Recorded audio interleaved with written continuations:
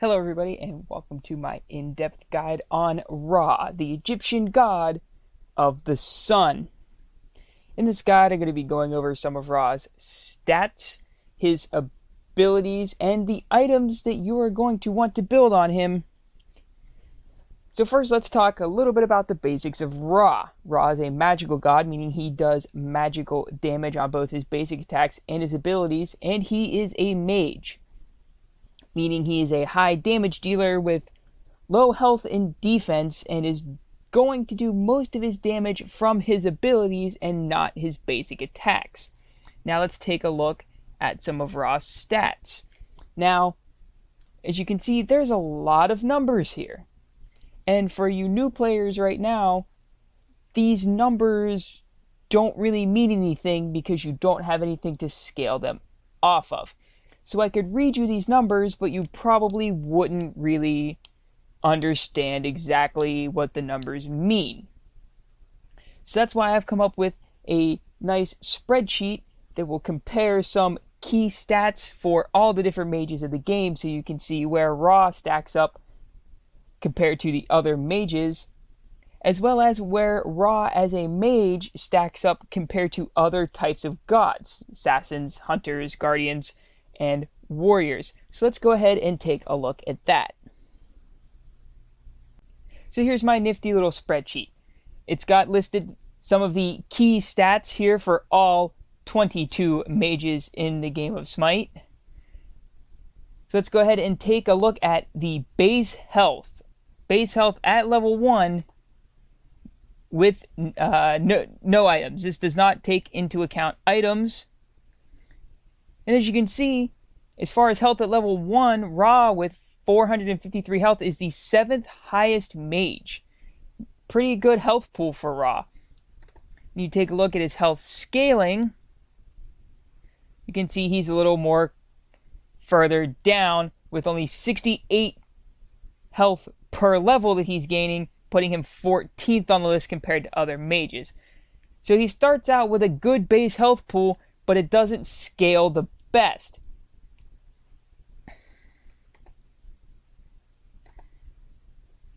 Let's take a look at his base mana numbers compared to others. He's right in the middle at 12th with 303 base mana, which scales at 48 extra mana per level, which is ranked 9th amongst all mages. So you can see, for as far as health and mana is concerned, Ra is pretty middle of the pack when it comes to mages.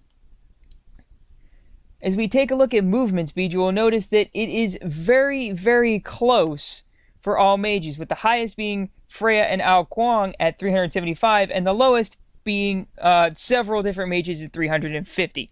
So all mages are pretty close in movement speed. Now, Ra being tied with multiple other mages here for the lowest movement speed of mages can be a little deceiving because of Ra's passive Speed of Light that grants him additional movement speed, which we will talk about in the next segment. Attack speed I have on here, it's not really a super important stat for Ra. As you can see, he is tied with Poseidon for the slowest attack speed amongst mages, because Ra is so ability oriented that his auto attacks are not going to be doing very much damage, and that's not really what he wants to focus on anyways. And as you can see, it scales at 1% per level. Health regeneration per 5 seconds, as you can see, he's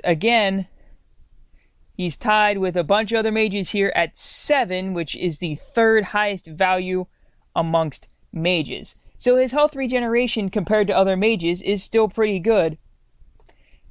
And the scaling on his health regeneration, he is tied for 5th with. So as far as his health regeneration, Ra is a pretty good mage. And as you can see here by the mana regeneration per 5, it is the same for all mages at 5 MP5 base at level 1, with the exception of Chang'e at 6. And then the scaling for it as you can also see, is very close between all mages, really with the exception of Ao Guang being the outlier at 0.2 compared to the highest of 0.5 for Vulcan and a few others, with Ra being only 1/100th of a point off of being tied for the highest mana per 5 scaling. So these stats give you an idea as to where Ra ranks compared to some of the other mages in the game of Smite. Now we flip over here, and here you can see Ra stats compared to the stats of the other god types. We have one of each type of god here. We have Apollo, who's a hunter, Guan Yu is a warrior, Ra, of course, is a mage, Thor the assassin, and Ymir the guardian. And it's not hard to see here that Ra has the lowest base health and lowest health scaling. Mages in Smite have lower health pools as a counter to the fact that they can do so much burst damage so quickly. But as you can see, he has the highest mana and mana per level scaling, because they are so dependent on their abilities that they need this extra mana as compared to the other god types. Movement speed, as you can see again, Ra is the slowest, but not by a lot, with Thor being the fastest character on this chart. That is, of course, I only have one of each type of god up here, and there are probably gods out there faster than Thor, but just for this general purpose, you can see Ra is the slowest at 350, but again, remember, he does have his Speed of Light passive that we'll talk about here shortly. Slowest basic attack speed per second, and second lowest attack per second scaling, but again, that's because almost all mages are ability-based characters, so they don't really need the attack speed that hunters do or that assassins do. His health regeneration tied with Guan Yu for the lowest on this chart at 7, and has the lowest scaling at 0.48 per level. All of these characters particularly have the same mana regeneration per 5 seconds at 5 base, and they're all very close in mana per 5 scaling with the exception of Thor. So this gives you a nice little idea of how mage stats compare to the stats of the other types of gods in some of the key areas for mages. Now we're going to go and take a look at Ra's abilities. First, we're going to talk about Ra's passive ability, Speed of Light. This is a self-buff, and every time Ra uses an ability, his movement speed is increased. Now you get a 6% movement speed increase per ability with a maximum of 3 stacks, and it lasts for 10 seconds. So what this means is that you use an ability, you get a 6% movement speed bonus for 10 seconds. If you use a second ability within that 10 seconds, it will be a 12% movement speed increase, and if you use 3 abilities within that 10-second time period, you will get an 18% movement speed increase. Now that is a big movement speed increase. In fact, it is the same percentage of movement speed that you get from your max ranked boots. Now we're going to talk about Ra's first ability, Celestial Beam. This is Ra's main wave clearing and enemy damage dealing ability. It is a line attack, and Ra summons a moving beam of intense light from the sky, doing damage to anyone caught under the beam. Now it does 95 damage at rank 1 and scales up 155, 215, 275, up to 335 damage at max rank, and gets an additional damage of 70% of your magical power. So it does do a lot of damage, and when you get it up to rank 4, rank 5, you're going to be able to clear the wave very effectively using just this one ability. Now its mana cost starts at 70 at rank 1 and scales up by 10 to 110 mana at max rank, and has a cooldown at all ranks of only 10 seconds. Ra's second ability, Divine Light, is really Ra's escape. It's not a defined escape like a dash or a jump, but this is how Ra escapes, or he could also use it to chase down enemies or for setup in team fights. But it is an area of effect ability, and light starts to emanate from Ra, stacking a slow every 0.5 seconds on enemies near him and twice as fast on enemies facing him. After 2 seconds, the light detonates, doing damage and increasing the slow duration. Any enemies facing Ra at the time of the explosion are also blinded. Now, there's a lot of information there, so I'm going to break it down.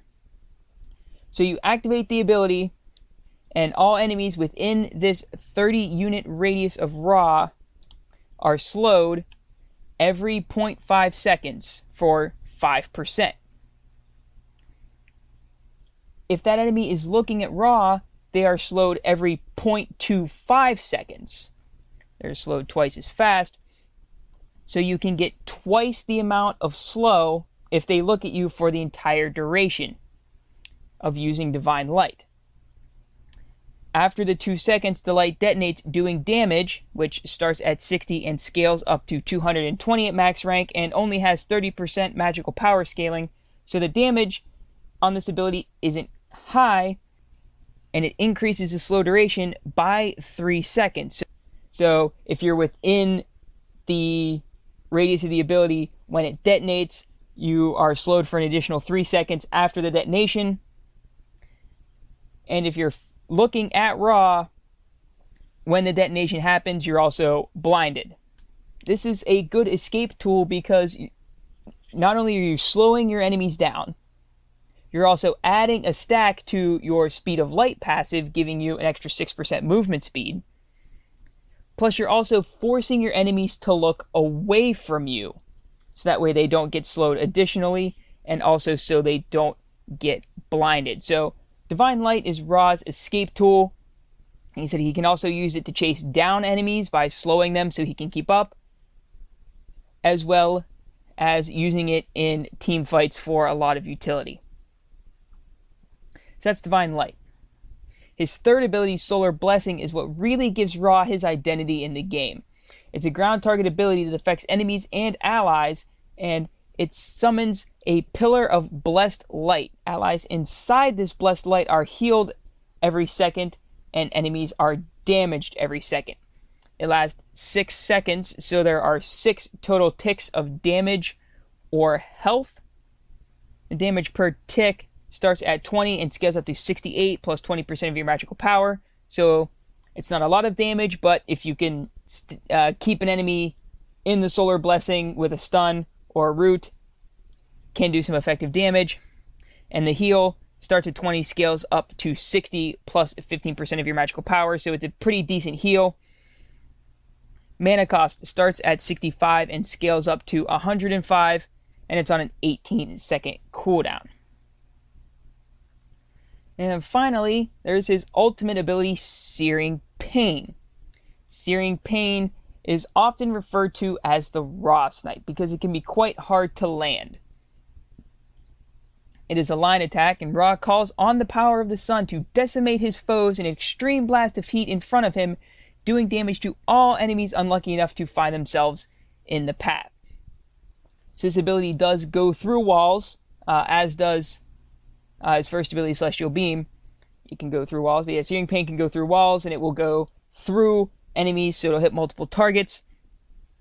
And it does a lot of damage, starts at 400 damage and scales up to 700 plus 100% of your magical power. It costs 90 mana at all ranks, and its cooldown starts at 70 and scales down to 50 seconds at max rank, making it one of the shortest cooldown ultimates in the game. What makes it so hard to hit is that when you activate the ability, you don't fire it right away. You are frozen in place for a second while you channel the ability before you fire it. So without some setup like a stun or a root, it can be difficult to confirm. So that's really it for Ra's abilities. So now we're going to move on to the item builds and what items you're going to want to look to build on Ra. Now I'm talking pretty much specifically about Conquest. This will work for Siege and will work for 3v3 Joust because you're starting with the same amount of gold, 1500 gold at the start of the game. So you're going to pick yourself up Vampiric Shroud, generally, as your starter item. It has 20 magical power, 100 health, and 5 mana regeneration per 5 seconds. And it has the passive, killing an enemy restores 10 health and 10 mana. So basically, anytime you kill a minion or a god, you're going to get 10 health and 10 mana back, which at the start of the game is really big when you're in the laning phase because it's going to give you a lot of sustain from killing minions, because if you can last hit every minion, that's 60 health and 60 mana per minion wave. You can go Soulstone as your starter item, which has 20 magical power and 100 mana on it, and its passive, hitting an enemy with a basic attack, tears out and stores a portion of their soul, granting plus 4 MP5. And at 5 souls, your next ability you cast will consume those souls and give you plus 30 magical power to that ability. So basically, Soulstone is what you're going to use if you're trying to give yourself a huge burst of damage early on. But generally speaking, Vampiric Shroud is going to be the better choice because it just has so much sustain to help you get through the laning phase. So you're going to get Vampiric Shroud, and then you're going to get Lost Artifact. It's a tier 1 item that can be built into Doom Orb, except never build Doom Orb. Rod of Tahuti and Chronos Pendant are the 3 items you can build it up into. But at the start of the game, you're just going to go ahead and pick up the tier 1 Lost Artifact. And that'll leave you with 100 gold left. So you can get Health Potion and a Mana Potion. Or you can get 2 Mana Potions and no Health Potions. Or you could get 2 Health Potions and no Mana Potions. It's kind of up to you how you want to get your potions, but we'll go 1 health, 1 mana. Then the first item you're going to want to build are your boots. Now, you're either going to build Shoes of the Magi or Shoes of Focus. Shoes of Focus are a pretty good choice on Ra because if you remember back to his abilities, Ra has a lot of abilities with short cooldowns, especially his ultimate. So building Shoes of Focus will allow you to get max cooldown reduction after you finish your Chronos Pendant from the Lost Artifact that you started the game with. So you could go Shoes of Focus, then take your Lost Artifact, which has given you 15 magical power and 5 mana per 5 seconds, and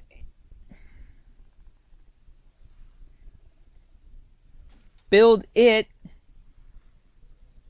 into the full Chronos Pendant, which gives you 75 magical power, 20 mana per 5 seconds, and 25% cooldown reduction. And when you have that and your Shoes of Focus, as you can see, you are maxed out at 40% cooldown reduction. Another core item that you're generally going to see on Ra is the Warlock Sash. Warlock Sash provides 50 magical power, 300 health, and 400 mana. And its passive, you permanently gain 3 health and 6 magical power per stack, and receive 5 stacks for a god kill and 1 stack for a minion kill, and it goes up to 100 stacks. So you get 300 base health from the item. But then if you fully stack it, you're going to get another 300 health. So when this item is fully stacked, you will gain an additional 600 health from Warlock Sash. Plus you're getting the 400 base mana plus 0.6 magical power per stack. So you're going to get a decent bit of magic power out of your Warlock Sash as well. Now you're going to look towards more penetration and damage items out of Ra, as well as utility items out of Ra. In this slot, in this next item slot, there are a few different ways, a few different items you could go into, let's say. You could go into your penetration item, which you can get Obsidian Shard, which has 70 magical power and 33% magical penetration, or Spear of the Magus, which gives you 40 magical power and 15 magical penetration, and its passive: enemies hit by your damaging abilities have their magical protections reduced by 10 and an additional 10% for 5 seconds that you can stack twice. So you could go either one.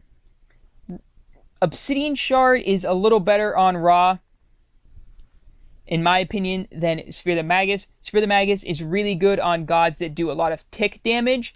Ra's heal does have tick damage to it, but generally if you're using your heal to heal and not to damage, Obsidian Shard would be the better bet, but you can go either item. So we'll go Obsidian Shard. Or in this slot, you could build a utility item for Ra that you see healers pick up a lot, which is the Lotus Crown. Lotus Crown has 60 magical power, 30 physical protection, and 20 mana per 5. But why you really pick this item up is for its passive. Any god affected by your ability heals gain 20 physical and 20 magical protections for 5 seconds. And this ability cannot occur on the same target again for 10 seconds. So Lotus Crown is a really good item on Ra to give your teammates extra protections when you heal them.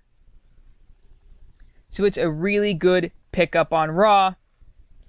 But if you have another healer on your team, like Sylvanas, for example, and your Sylvanas picks up Lotus Crown, you might not want to get Lotus Crown yourself on Ra, because remember, the ability cannot be activated again on the same target for another 10 seconds. And generally, that Sylvanas is probably going to have at least a little bit of cooldown reduction. So his Wisps are probably going to have less than a 10-second cooldown. So if you do go Lotus Crown, then your next item, you're definitely going to go your penetration item. So either Obsidian Shard or Spear of the Magus. And then you have to sell your Vampiric Shroud to pick up your final item, which will be Rod of Tahuti all the time. You get Rod of Tahuti last item. It has 125 magical power, 15 MP5, and its passive increases your magic power by 25%. That's why you get Rod of Tahuti late and not early, because of its passive, because it's going to give you more at the end of the game, because your magic power is going to be higher later in the game than it is in the beginning of the game. Now, this is not the only way you could go, of course. Let me unbuild these items. So you get your Vamp Shroud, your Lost Artifact. And instead of going Shoes of Focus, you could go into what is now the more popular choice on pretty much all mages, the Shoes of the Magi, because of the recent buff they got. Shoes of the Magi give 40 magic power, 250 mana, and the biggie, 10 flat magical penetration, along with the 18% movement speed. The addition of the penetration onto these boots have made them a widely popular choice on just about every magic god. So you get your Shoes of the Magi, then you build your Chronos Pendant, and you could go Warlock Sash, or you could also go, if you want a little more damage as opposed to the extra health, you could go Book of Thoth, which has 125 mana, 15 MP5, and 100 magical power. And its passive, you permanently gain 10 mana per stack. You get 5 stacks for a god kill, 1 stack for a minion kill, and you have a max of 75 stacks. And additionally, 3% of your mana is converted to magical power. So Book of Thoth is a nice item to give you extra power, where Warlock Sash is more about the extra health and mana that you're getting. There is a good bit of mana on the Book of Thoth as well, but it's more about the power than it is the health or the mana. So you could go then Book of Thoth into your Lotus Crown, your Obsidian Shard or Spear of the Magus, and then your Rod of Tahuti. But let's say there is a Sylvanas on your team, and your Sylvanas picks up Lotus Crown, and you decide that you don't really need to get it. Well, you could go double stacking. You start Vamp Shroud Lost Artifact, build whichever boot you choose, finish your Chronos Pendant, and then you could build Warlock Sash and then Book of Thoth. You want to build Warlock Sash first because the stacks on the Warlock Sash are more important than the stacks on the Book of Thoth. Then get your penetration item and finish off with Rod of Tahuti. It's another way you could go. If you're not picking up the Lotus Crown, you could also get some lifesteal if you wanted to. You could build into a Bancroft's Talon, 100 magic power, 12% magical lifesteal, and its passive giving you an additional 1 magic power per 1% of your health that is missing. You could also get a Pythagoras Piece. Pythagoras Piece is a nice pickup if you go with the Shoes of the Magi as opposed to the Shoes of Focus, because the Pythagoras Piece is going to put you at close to max CDR, not quite at max CDR, but close to it, because it has 10% cooldown reduction on it, along with its 70 magical power, 15% magical lifesteal. Plus, it has an aura that grants 20 magic power and 10% magic lifesteal to all allies within 70 units of you. And if you have healers on the other team, you could go into a Divine Ruin, which has 50 magic power, 15% lifesteal, 150 mana. But its passive is why you get it, because enemies hit by your abilities have 40% reduced healing and regeneration for 8 seconds. So Divine Ruin is a really nice pickup if there's healers on your enemy team. So let's say you go the Shoes of the Magi, you have a Sylvanas on your team, so you don't really need the Lotus Crown.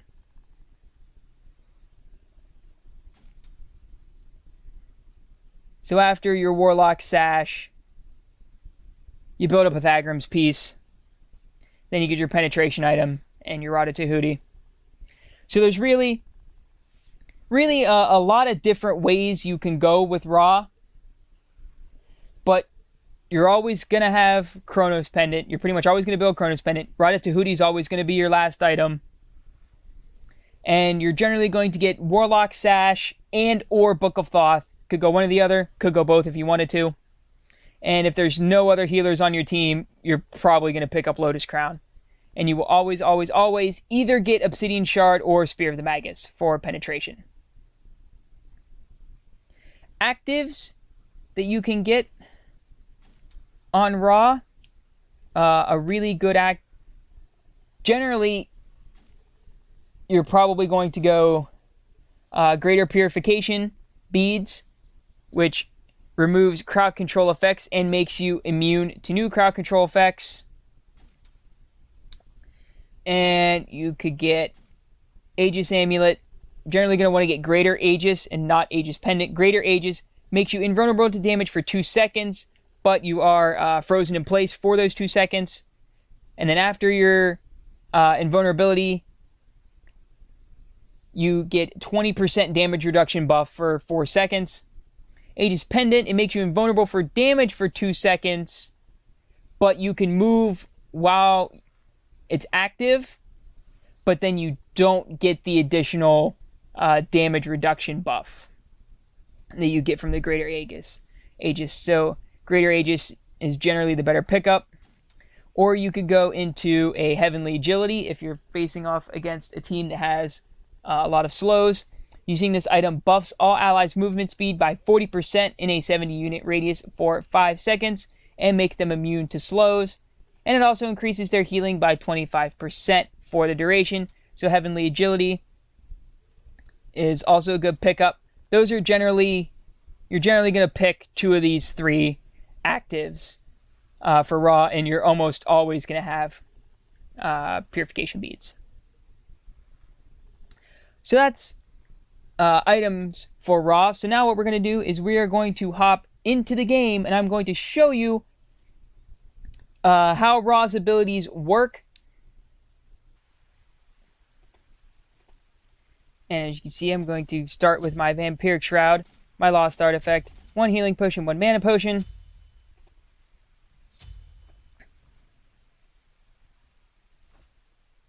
I'm going to head out.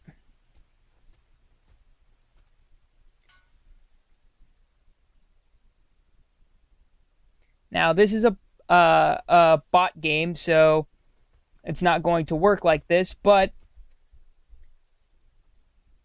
first off, generally you're going to play Ra in the mid lane. You can also play him in the solo lane, but mostly you're going to see him in the mid lane, so that's where you're going to see me play him in this bot game. And with your mid laner, you're going to start at the red buff with your hunter and your support. And you're generally going to want to get your third ability, Solar Blessing, at level 1, because it's going to help clear the buff camp, which I'm not going to try to clear by myself. But you get the Solar Blessing, so that way it will do damage to all 3 creeps at once, as well as healing your teammate that is tanking up the camp. You can see, if this was a real game, I would start here at the red buff with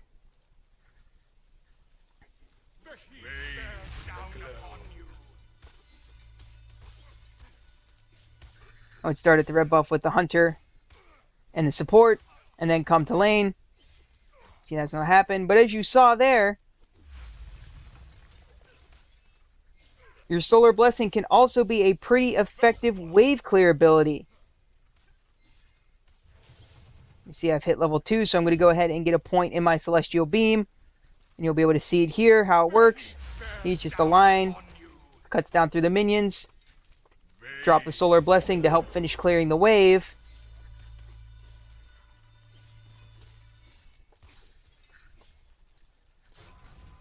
Ra has some of the best early game wave push with his ability combo of his 2 and his 1.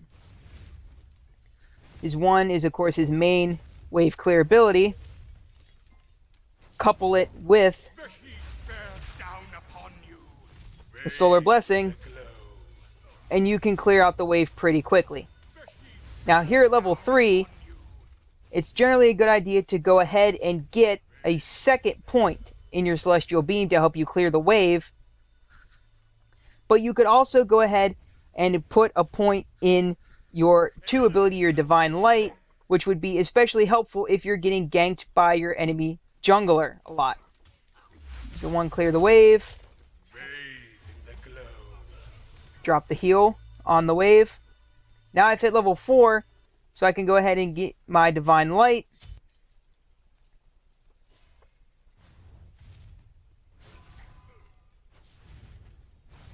And when this Ra comes back to lane, I will show you how the Divine Light works. The heat bears down upon you. And if you are Ra and you do find yourself pushed up and need to heal yourself, make sure you find a good spot to do it. You don't want to try to heal yourself in the middle of the lane. You generally want to be back under your tower when you drop the heal, so you're less of a target and you're farther away from where your enemy can deal damage to you, so you can more safely heal yourself. Let me show you how Divine Light works. Now I have it on instant cast, so I push the button. You can see the light starts emanating. It stacks the slow, and then it explodes. And as you can see, the enemy Ra is moving a lot slower.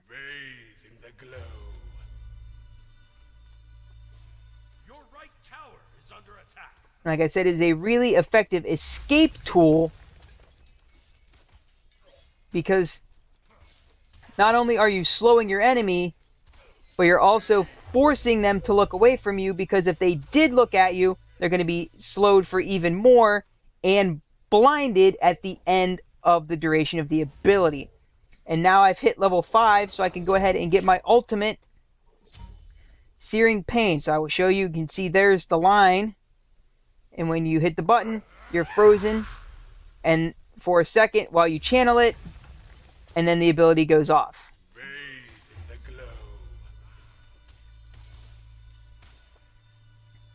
Can be a hard ability to confirm if you're not set up with some sort of CC like a stun or a root.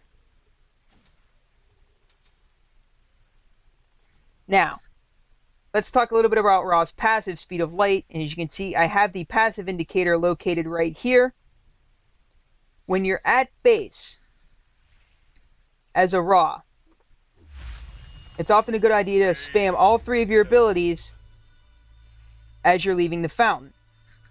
Because as you can see, I stacked up all 3 stacks of my passive, giving me an additional 18% movement speed.